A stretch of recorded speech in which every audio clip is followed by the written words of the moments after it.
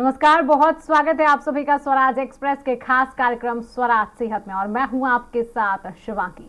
स्वराज सेहत में आज हम बात करेंगे दांतों में होने वाली बीमारियों के बारे में और इसके लिए हमारे साथ दांत रोग विशेषज्ञ डॉक्टर विवेक सिंघई जी मौजूद हैं, जिनसे अब जानने का प्रयास करेंगे कि आखिर दांतों की बीमारियों से कैसे बचा जा सकता है एवं बीमारियों के बारे में कैसे पता लग सकता है। तो चलिए शुरू करते हैं हमारा खास कार्यक्रम स्वराज सेहत। सर, आपका बहुत स्वागत है स्वराज एक्सप्रेस में। आपसे पहला सवाल मेरा यही है कि हम देखते हैं अक्सर लोग डायबिटीज की बीमारी से बहुत ग्रसित होते हैं और देखा जाता है कि डायबिटीज के टाइम में लोगों के दांत जो है वो कमजोर होने लगते हैं, तो उसमें किस प्रकार से बचा जा सकता है? देखिए, मैं पायरिया को बेसिकली समझने के लिए एक सबसे खास बात ये है कि जब भी दांतों में केरीज या आपके दांत का आप प्रॉपर सफाई नहीं करते हैं सही ढंग से, तो पायरिया डेवलप होता है। और जो पेशेंट डायबिटीज़ से पीड़ित हैं, मतलब शुगर की बीमारी से जो जूझ रहे हैं, उन लोगों में बेसिकली देखा जाता है कि उनकी हड्डियां और जो दांतों की हड्डी होती है वो काफ़ी हद तक कमज़ोर हो जाती है और साथ में उनको पायरिया भी रहता है। तो उसमें क्या दांत हिलने के चांसेस बहुत ज़्यादा होते हैं। तो हमें सबसे पहले, अगर आपको डायबिटीज़ है तो डायबिटीज़ के लिए आप डायबिटीज़ के डॉक्टर को तो दिखाएंगे ही, साथ में अगर आपको दांतों से संबंधित कोई भी समस्या होती है तो उसके लिए आप एक डेंटिस्ट को भी दिखाएं। तो उससे हमें ज़्यादा बीमारी से जूझना नहीं पड़ेगा और हम उसका इलाज बहुत आसानी से कर सकते हैं। और डॉक्टर साहब, जैसे लोग ब्रश करने के लिए भी पूछते हैं कि लोगों को दिन में कितनी बार ब्रश करना चाहिए और किस तरीके का ब्रश जो है उन्हें इस्तेमाल करना चाहिए, तो दिन में कितनी बार ब्रश करना चाहिए। और ये भी देखा जाता है अक्सर कि लोग क्या है कि जो ब्रश करते हैं वो कई समय तक करते रहते हैं। अगर न्यूज़पेपर पढ़ रहे हैं तो अधिक समय तक ब्रश करते हैं, तो क्या कोई ब्रश करने का कोई उचित समय, कितने समय तक ब्रश करना है, इस पर आप क्या कहेंगे? देखिए, जो आपने सवाल पूछा ये बहुत कॉमन सवाल है और आए दिन हमें ये बात मरीजों को भी समझानी पड़ती है। जनरली अगर हम किताब के हिसाब से देखते हैं तो ब्रश करने का जो आइडियल टाइम होता है वो 1 से 2 मिनट के आसपास का होता है। सबसे मेन बात यह है कि हमें ब्रश कैसे करना है। सबसे पहली चीज़ तो 90% लोगों को ये पता नहीं होता है कि ब्रश को पकड़ा कैसे जाए। तो मैं इसका एक डेमो आपके सामने करके दिखाता हूँ, तो आप अगर ऐसे करते हैं तो काफ़ी हद तक फ़ायदा होगा। जैसे ये मेरे पास एक टूथ ब्रश है। ब्रश को जनरली लोग होल्ड करते हैं इस टाइप से, ऐसे। तो आप अगर ऐसे ब्रश को होल्ड करते हैं और क्लीनिंग करते हैं तो ये ब्रश के जो ब्रेसल्स हैं इन पे फोर्स बहुत ज़्यादा होगा, तो टूथ कटने के चांसेस ज़्यादा होते हैं, जिसको हम सर्वाइकल एब्रेजन, एट्रीजन बोलते हैं। तो ब्रश को पकड़ने के लिए सबसे पहले हमने ये ब्रश को पकड़ा। आप कोई भी ब्रश लेंगे उसमें यहाँ पे एक थंब इम्प्रेशन होता है, तो हमें अपने थंब को इस टूथ ब्रश के थंब इम्प्रेशन के ऊपर रखना है, तो जिससे ये टूथ ब्रशल्स का जो फोर्स होता है ये डाइवर्ट हो जाता है। और ब्रश करने के लिए हमें ये जो टूथ का शायद इसमें क्लियर दिख पाएगा, ये हमारे टूथ है, ये वाला पोर्शन तो हमेशा क्लीन ही रहता है। जो पार्ट हमें क्लीन करना होता है वो होता है मसूड़े की लाइन और दांत का ये वाला हिस्सा। तो हमें ब्रश को, जैसे मैंने बताया कि आपको थंब इम्प्रेशन को प्रॉपरली होल्ड करके यहाँ आपको टूथ के और मसूड़े की सरफेस पे रखना है, उसको टूथ की क्लीनिंग बोलते हैं। अदरवाइज लोग यहाँ से ऐसे पकड़ के रगड़ते रहते हैं, उससे कोई फ़ायदा नहीं होने वाला है और दांत बहुत जल्दी कटना चालू हो जाते हैं। तो आइडियली जो टूथ ब्रश करने का जो समय तो मैंने बताया ही आपको प्रीवियसली कि 1.5 से 2 मिनट का होता है। पर अगर आपको मेरी बात ऐसे टेक्निकल समझ में नहीं आ रही है तो मैं इसको दूसरे माध्यम से समझाता हूँ कि टूथ ब्रश को प्रॉपरली, जैसा मैंने बताया वैसा होल्ड करके अप एंड डाउन, माने ऊपर के दांतों को नीचे की तरफ और नीचे के दांतों को ऊपर की तरफ क्लीन करेंगे तो ये काफ़ी हद तक क्लीन हो जाएगा। इसको बोलते हैं up and down, round and round, मतलब ये ऐसे और ये राउंड राउंड करते हुए करना है। और डॉक्टर साहब, रात में अक्सर लोग ब्रश करते हैं, माउथ वॉश भी करते हैं, तो उन्हें किस तरीके का माउथ वॉश जो है वो यूज करना चाहिए और कितनी बार रात में सोते समय माउथ वॉश का और कौन सा माउथ वॉश इस्तेमाल करना चाहिए? आइडियली अगर आप ओरल हाइजीन मेंटेन रखते हैं तो माउथ वॉश की ज़रूरत बहुत ज़्यादा नहीं पड़ती है। और माउथ वॉश जैसे आपने पूछा कि किस टाइप का उपयोग करना चाहिए, तो सिंपल मैं आपको बताऊं, माउथ वॉश मार्केट में बहुत सारे तरीके के उपलब्ध हैं। अब जब माउथ वॉश की हम बात करते हैं तो हमें जनरली जो माउथ वॉश है वो सबसे पहले तो शुगर फ्री देखना चाहिए, अल्कोहल फ्री देखना चाहिए, ये दो चीज़ें हैं। और इसका एक नेचुरल तरीका मैं आपको बताऊं कि आप थोड़ा सा आधा गिलास कुनकुना पानी रखें, ना बहुत ज़्यादा गर्म हो ना बहुत ज़्यादा ठंडा हो, उसमें सिंपल सा सॉल्ट, मतलब जो घर में नमक उपयोग करते हैं आप वो डाल के भी कुल्ला करते हैं तो काफ़ी हद तक आपके मसूड़े मजबूत रहेंगे। और डॉक्टर साहब हम देखते हैं लोग जब ब्रश करते हैं तो कुछ कुछ लोगों के दांत से जो है वो खून निकलने लगता है ब्रश करते समय, तो ये अक्सर ऐसा क्यों देखा जाता है? क्या उनके दांत कमजोर होते हैं? जी, जो आपने सवाल पूछा ये आपका सवाल बहुत वाजिब और बहुत ही कॉमन सवाल है। इसका मैं आपको जवाब देना चाहूँगा कि क्या होता है कि जो दांत की सरफेस जो होती है उस सरफेस में यहाँ पे कहीं ना कहीं कोई कैलकुलस फंसा हुआ होता है। और जैसे आप सेव खाते हैं या कोई भी शुगर केन गन्ना खाया आपने तो जनरली ब्लीडिंग हो जाती है। तो इसको क्या करना होता है कि आप किसी भी डेंटिस्ट के पास जाएं और उनसे अपने दांतों का प्रॉपर क्लीनिंग, जिसको ओरल प्रोफाइलेक्सिस बोलते हैं, स्केलिंग भी बोलते हैं और नॉर्मल भाषा में इसको सफाई बोलते हैं, तो एक बार आप प्रॉपरली क्लीन या सफाई करवा लीजिए तो उससे आपके दांतों में खून आने की समस्या काफ़ी हद तक ख़त्म हो जाती है। और डॉक्टर साहब मसूड़ों में सूजन भी आती है, किन्हीं किन्हीं लोगों के मसूड़ों में जो है अक्सर सूजन देखी जाती है, जो सूजन जो है वो बनी रहती है, तो उसमें क्या कुछ उन्हें उपाय करने चाहिए जो उनकी मसूड़ों की सूजन है वो कम हो जाए? देखिए, मसूड़ों में सूजन आना बहुत कॉमन है और इसके कई सारे कारण हो सकते हैं मसूड़े में सूजन आने के। अगर हम बेसिक कारणों की बात करते हैं तो दांत में जो कैलकुलस या जो स्टेन्स जो होते हैं, जनरली कैलकुलस वो एक जिंजाइवल मार्जिन्स के नीचे चला जाता है, तो उससे काफ़ी हद तक ये चीज़ें होती हैं। तो उसके लिए आपको प्रॉपरली एक डेंटिस्ट को ही दिखाना चाहिए, तो उससे एक प्रॉपर एक डायग्नोसिस पे पहुंचते हैं। कई बार क्या होता है कि हमें पता नहीं होता है, दांत की कोई भी सरफेस फ्रैक्चर हो जाती है और हमें लगता है कि इसमें हल्का फुल्का दर्द हो रहा है और वो पता चलता है कि नीचे कोई इन्फेक्शन हो गया और उसके कारण सूजन आ गई, तो उस सूजन का घर में कोई इलाज नहीं हो सकता। डॉक्टर साहब हमारे साथ ग्वालियर से जहीर खान जुड़ चुके हैं। जहीर जी आपका बहुत स्वागत है स्वराज एक्सप्रेस में। जी आपका क्या कुछ सवाल है? हमारे साथ डॉक्टर विवेक सिंह जी जुड़े हुए हैं, आपका क्या कुछ सवाल है डॉक्टर साहब से? मुड़ने से पहले ही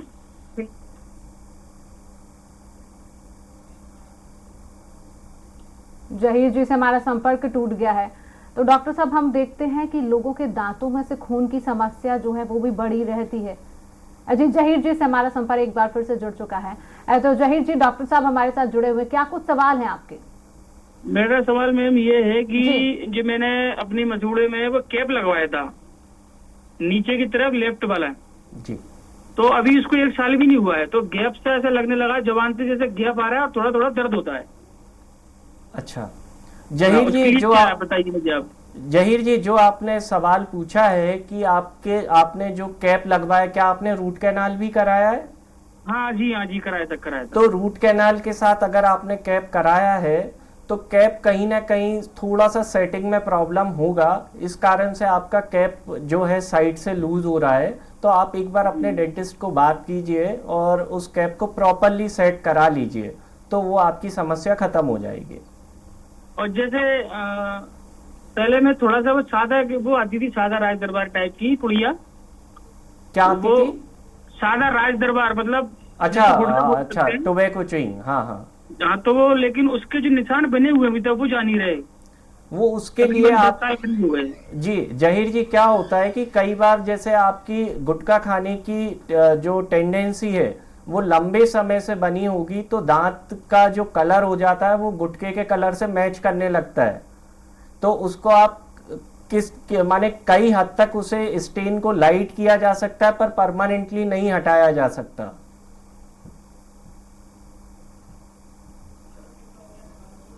जी, हमारे साथ एक और दर्शक जुड़ चुके हैं, सनी आहूजा जी। सनी जी, बहुत स्वागत स्वराज एक्सप्रेस में। आपके क्या कुछ सवाल है डॉक्टर साहब से? नमस्ते डॉक्टर साहब। नमस्कार सर। सर मेरा ये सवाल है, जैसे मैं अभी कुछ ठंडा लेता हूँ तो मुझे मेरे गाड़ों में लग रहा है। जहीर जी, आहूजा जी, आपका जो सवाल है, आप पूछना चाहते हैं कि आपके दांतों में ठंडा गरम लग रहा है। जी हाँ, थोड़ा थोड़ा हल्का हल्का मुझे लगना चालू हुआ है। तो मैं इसके लिए डॉक्टर साहब क्या करूं, क्या प्रिकॉशन लूं, थोड़ा मुझे आप बताइए। बिल्कुल आहूजा जी, बेसिकली आप सबसे पहले तो एक डेंटिस्ट के पास जाएं, और दूसरा जो आपका ठंडा गरम लगने का सवाल है, तो उसमें क्या होता है कि जो दांत की सरफेस होती है, जो हार्ड सरफेस, इनामेल सरफेस, वो कहीं ना कहीं थोड़ा सा कैविटी होने के कारण या कई कारणों से हार्ड टूथब्रश करने के कारण वो वहां से उस परत का क्षरण होने लगता है, तो इसके कारण आपको ठंडा गरम लगता है। तो इसके लिए बहुत सारे डिसेंसिटाइजिंग टूथपेस्ट आते हैं, तो आप एक बार टूथपेस्ट का उपयोग करके देखिए, अदरवाइज आप डेंटिस्ट को दिखाएं जिससे आपकी तकलीफ को निजात मिल सके। जी, हमारे साथ एक और दर्शक जुड़ चुके हैं इंदौर से, राजीव मोदी। राजीव, बहुत स्वागत है आपका स्वराज एक्सप्रेस में। क्या कुछ आपके सवाल है डॉक्टर साहब से? आपको क्या कुछ परेशानी है? मेरे को सांसों में से बदबू आ रही है, ऐसा लगता है मुंह में से बदबू आ रही है। जी मोदी जी, बिल्कुल, आपको जो बदबू आने का कारण है, कई बार हाइपर एसिडिटी होने के कारण भी मुंह से बदबू आने लगती है। और दूसरा कारण ये भी हो सकता है कि जो टूथ ब्रश करते हैं हम, जैसे मैंने टूथ ब्रश करने का तरीका प्रीवियसली आपको वीडियो के एक डेमो के माध्यम से दिखाया, अगर आप प्रॉपर टूथ ब्रश करते हैं तो काफी हद तक ये समस्या खत्म हो जाती है। और कई बार ऐसा भी देखा गया है मोदी जी कि जो खाना पचाने वाले बैक्टीरियाज होते हैं वो भी पेट में कम हो जाते हैं, उसके कारण भी मुंह से बदबू आती है। तो आप अपने जो डाइट है, डाइट में आप दही का उपयोग करें तो काफी हद तक ये समस्या खत्म हो जाएगी। जी, हमारे साथ एक और दर्शक छिंदवाड़ा से कपिल जुड़ चुके हैं। कपिल, बहुत स्वागत है आपका स्वराज एक्सप्रेस में। कपिल, क्या कुछ सवाल है आपके डॉक्टर साहब से? जी सर से मेरा सवाल है कि अक्सर मेरी दांतों में दर्द रहता है और काफी सूजन भी रहती है, तो इसके लिए क्या उपाय हो सकता है? आपका सवाल क्या है? आपके दांतों में सूजन रहती है?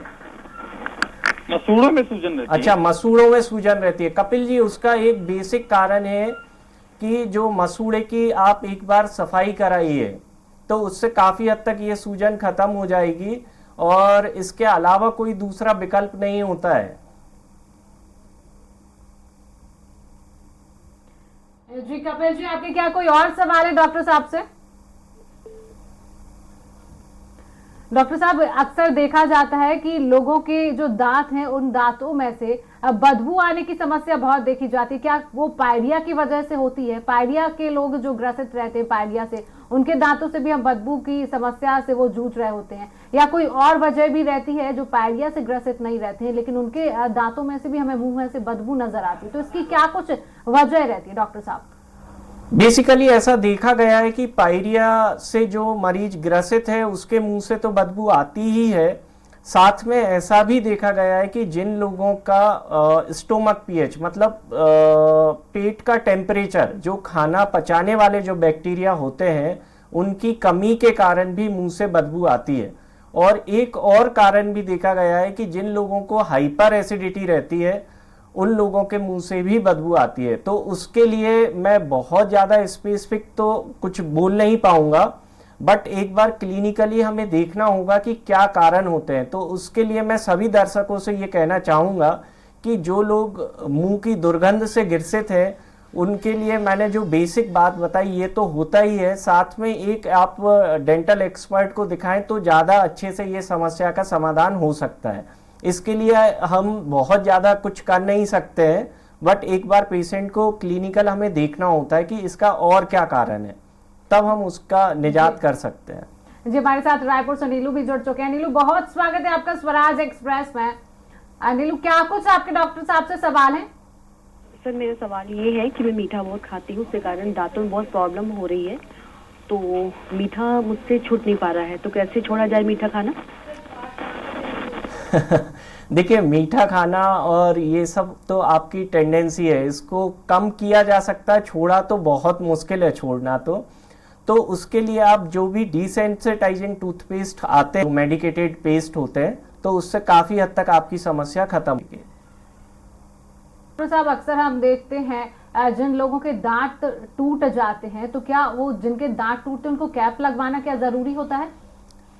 जी, दांतों में कैप, जैसा आपने पूछा कि लोगों के दांत टूट जाते हैं, तो दांत टूटने के भी कई सारे कारण होते हैं। जैसे कैल्शियम की कमी के कारण भी दांत टूट जाता है। कभी आपने कोई हार्ड चीज को चबा लिया, उससे भी दांत फ्रैक्चर होता है। फ्रैक्चर और टूटना एक ही है। तो उसका प्रॉपरली रूट कैनाल करके उसके ऊपर कैप लगाया जाए तो वो टूथ फंक्शनिंग रहता है और आप अपना अच्छे से खाना खा सकते हैं और सेहत का ध्यान रख सकते हैं।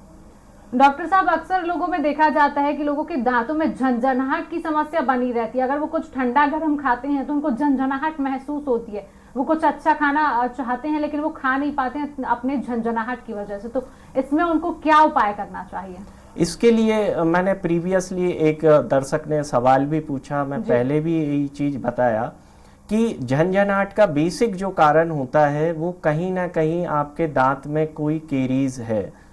केरीज होने का मतलब ये नहीं होता है कि दांत के ऊपर से आपको कीड़ा दिखाई देगा।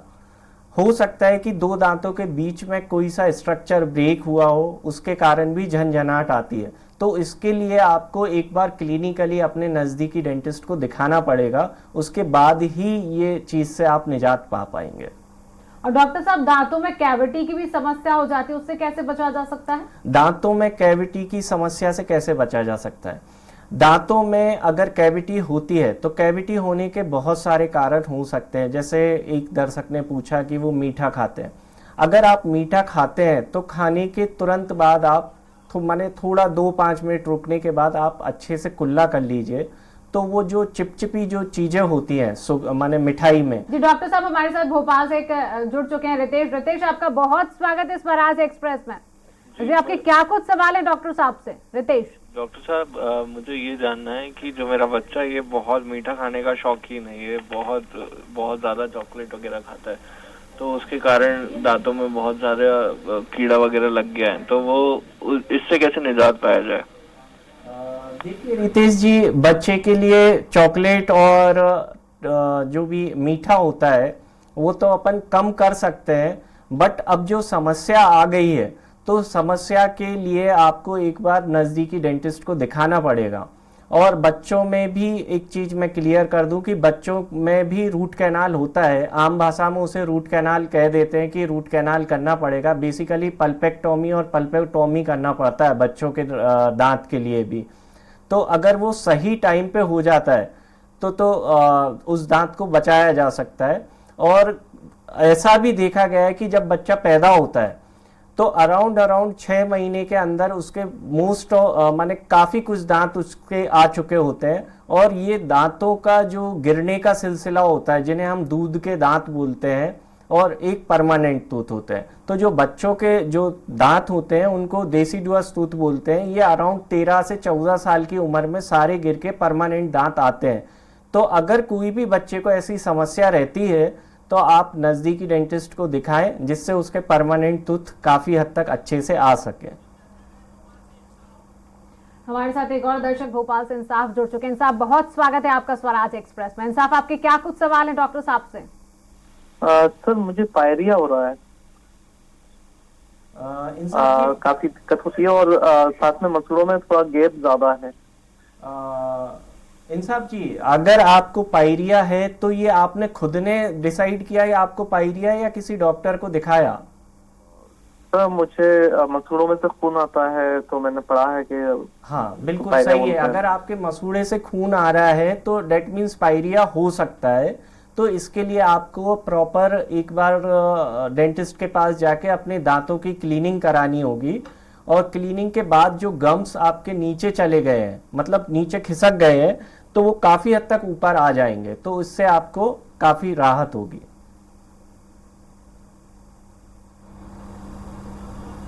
जी डॉक्टर साहब, जब अक्सर लोग दांतों की क्लीनिंग के लिए जाते हैं तो लोग उनसे बोलते हैं कि हर 2 महीने, हर 3 महीने में आपको दांतों की क्लीनिंग कराना चाहिए, तो क्या ये बात सच है? और अगर सच है तो कितने बार उनको दांतों की क्लीनिंग लेनी चाहिए? मैं आपको थोड़ा सा करेक्ट करना चाहूँगा कि हर 2-3 महीने में दांत का क्लीनिंग यह एक नॉर्मल बात हो गई, बट हम आइडियली देखते हैं तो दांतों का क्लीनिंग हर 6 महीने में कराना होता है। क्लीनिंग का मतलब क्या होता है कि अगर आप एक बार अपना प्रोफाइलेक्सिस जो है करा लेते हैं तो आगे आने वाली जो समस्याएं होती हैं वो काफ़ी हद तक कम हो जाती हैं। इसी बात को मैं थोड़ा सा और डीप में बोलना चाहूँगा कि अगर आप हर 6 महीने में अगर अपना दांत का चेकअप कराते हैं तो काफ़ी अच्छा है। अदरवाइज नहीं कराते हैं तो जैसे पायरिया हुआ या दांत में कैविटी हो गई या झंझनाहट हो रही है तो हम इसको सहन करते रहते हैं। जब लास्ट में डॉक्टर के पास जाते हैं तो डॉक्टर के पास बहुत ज़्यादा ऑप्शन नहीं होते हैं, या तो उसे रूट कैनाल करना पड़ता है या निकालना पड़ता है। अब दूसरा मुद्दा यहाँ आता है कि अक्सर लोगों का ऐसा कहना होता है कि दांत का इलाज बहुत महंगा होता है। तो बहुत महंगे का मतलब वो आप उसे महंगा करते हैं। तो अगर आप हर 6 महीने में आप अपना प्रॉपर चेकअप कराते रहेंगे तो ये सारी समस्याएं खत्म हो जाएंगी। जी डॉक्टर साहब, हमारे साथ ग्वालियर से अरविंद जुड़ चुके हैं। अरविंद, बहुत स्वागत है आपका स्वराज एक्सप्रेस में। क्या कुछ सवाल है डॉक्टर साहब से? अरविंद, हमारे 2 दांत निकल गए हैं, तो डॉक्टर साहब इसके लगवाने में कितना खर्चा आएगा? 2 दांत कौन से निकले हुए हैं अरविंद जी? आपके आगे के, पीछे के? पीछे के चौहड़ है। अच्छा, तो देखिए अरविंद जी, इसमें 2-3 तरीके के चीजें होती हैं। आप अगर निकालने लगाने वाला दांत लगवाना चाहते हैं तो इसमें औसतन 2,500 से 3,000 रुपये का खर्चा आता है।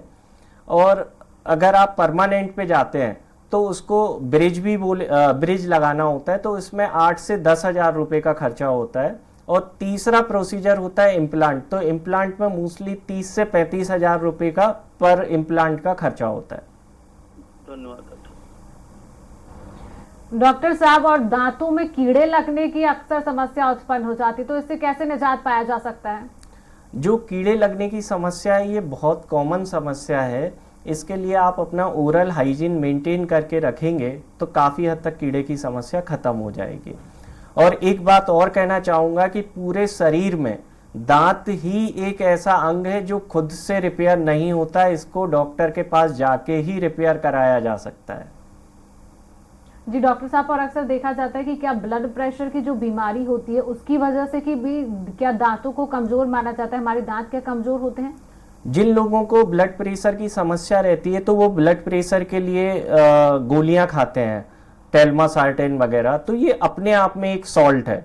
और सॉल्ट के साथ साथ एसिडिटी भी होती है। अगर एसिडिटी अगर आपको बनी रहती है तो भी दांत की इनेमल सरफेस को क्षरण होता है, तो उससे भी आपको ठंडा गर्म लगने की समस्या हो सकती है। जी डॉक्टर साहब, हमारे स्वराज एक्सप्रेस के खास कार्यक्रम में जुड़ने के लिए आपका बहुत बहुत शुक्रिया। तो आज के खास कार्यक्रम में इतना ही। कल फिर आपसे मुलाकात होगी, तब तक देखते रहिए स्वराज एक्सप्रेस। नमस्कार।